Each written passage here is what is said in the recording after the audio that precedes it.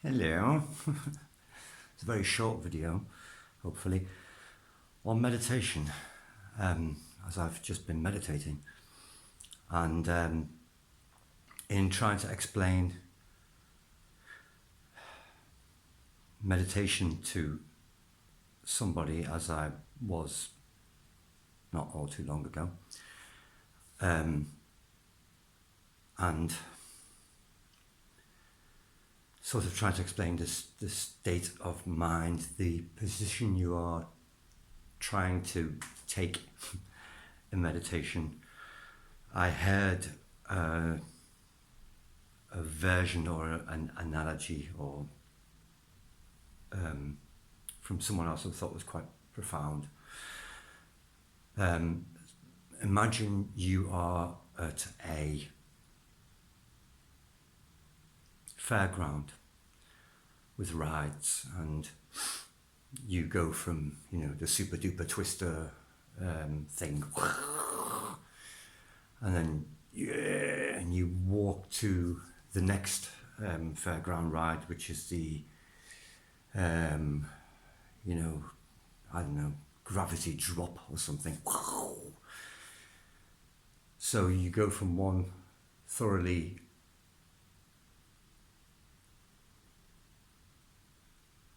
encapsulating or enchanting, exciting thing to another exciting thing. And they're sort of like thoughts, if you like. And the space where you walk between the two rides, you're still left with the afterglow of the one ride in your mind and the anticipation of the next ride that's coming. And you're not in the space in between. That's sort of like thoughts.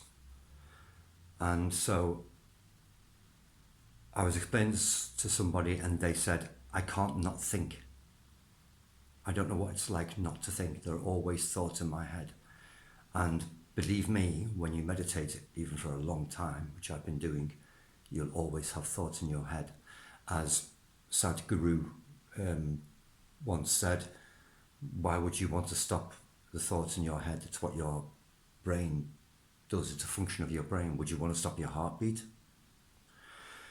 It's a function of your brain. It's not the only function of your brain, though. And so you wander from this one exciting experience of thinking into the next one. So think of it this way. As you're paying attention right now to the words that I'm saying, thinking about the words I just said, and anticipating the words I'm going to say next. Where is your thought in between those two things? Where was your thinking in the space in between what I was saying? Like now. That's sort of like meditation. So when you sit and you will have thoughts, they will come up. You'll sit with the intention of thinking nothing, but then you'll think, oh, I've got to go and get some milk. Back to meditation. And then you'll have a space of nothing, and then the next thought will be, and that guy said that, and then I should have said, and so on. Let go of the thought, stay in the space in between. Just focus, I like to say defocus, but focus on the space in between. You have the thought, you recognize, okay, that was a thought, I'm not interested in the content. Doesn't matter. It was activity. It was activity. It was an event.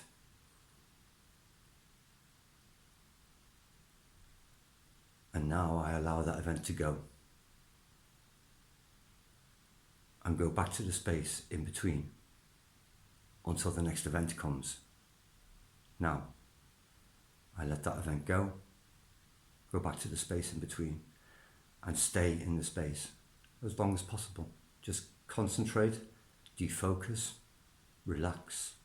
So focusing, I say defocus because focusing is it's very active. It's concentration. Rather than that, it's sort of allowing that space to open up and just feeling that space, which is empty, until a thought occupies it, or a feeling. And you reside in that space in between the thoughts. And there will always be thoughts. They will always crop up. But instead of being in the exciting ride of the first one, or the anticipation of the next exciting ride, you ignore the ride and stay in the space in between, the walk between the two rides. And you stay in that space for as long as you can. Once you get used to staying in that space, because that's difficult enough as it is, just to remain in that space long enough to recognize, oh, there's nothing here. And you experience that space over and over again. You stay in that space longer and longer and longer.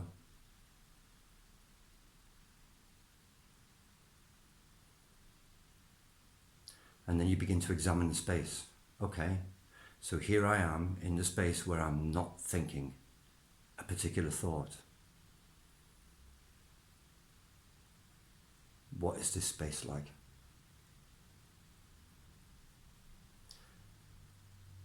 Again, you might say, well, it's a thought, to ask yourself, what is the space like? You can be aware of what's going on without that necessarily being a thought thinking about what's going on. Just awareness of, here's the space in between the thoughts. Sit, observe. Examine the space. And the longer you stay and examine the space, the more familiar the space becomes. And the thoughts become something of an irritation. They become sort of, oh yeah, okay, another thought, whatever. Back to the space. And the space becomes more and more interesting and more palatable and even pleasurable after a point, because it's not filled with activity, with events going on. It's filled with the lack of events. It's filled with spaciousness, and you stay in the spaciousness. So thoughts, feelings, emotions are the excitement of the excitation, if you like, in the field, like waves on a pond. And you follow the wave, and once the wave has passed, you just observe the pond. And there might come another wave or another ripple. And you might be carried by the ripple, but then you go back to observing the water. That's sort of the beginning of meditation, to stay in that space or to be able to stay in that space, to be able to train yourself to stay in that space for extended moments of time.